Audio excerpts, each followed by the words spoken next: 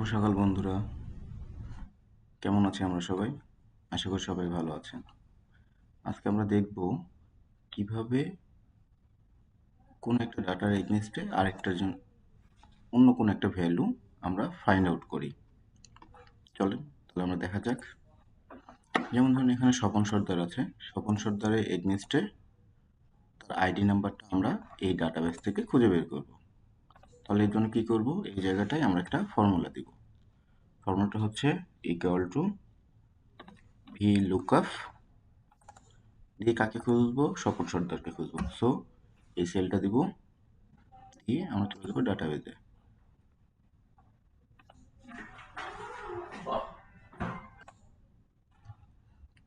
তাহলে এখান থেকে কি নিব? আইডি নাম্বার পর্যন্ত আমরা সিলেক্ট করব। তারপরে কন্ট্রোল শিফট ডাউন অ্যারো দিলে সবগুলো সিলেক্টেড হয়ে যাবে। দেন কমা, আমরা কয় নাম্বার রো থেকে ডাটাটা নেব?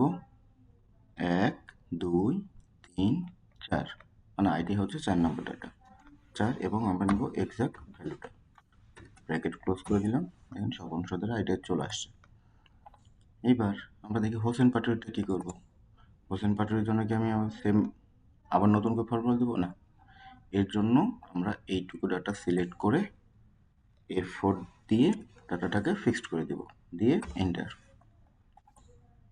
তারপরে এইটা ফর্মুলাটাকে যদি আমি কপি করে দিই, দেখেন চলে আসছে। এখন এই জায়গাটায় আমরা যে কোনো একটা নাম যদি ডাটাবেস থেকে কপি করে দিই, দেখুন তার আইডি নাম্বারটা চলে আসছে। তাহলে খুব সহজে আমরা VLOOKUP-এর মাধ্যমে ডাটাগুলোকে ফাইন্ড আউট এবং সর্ট আউট করতে পারি। ধন্যবাদ।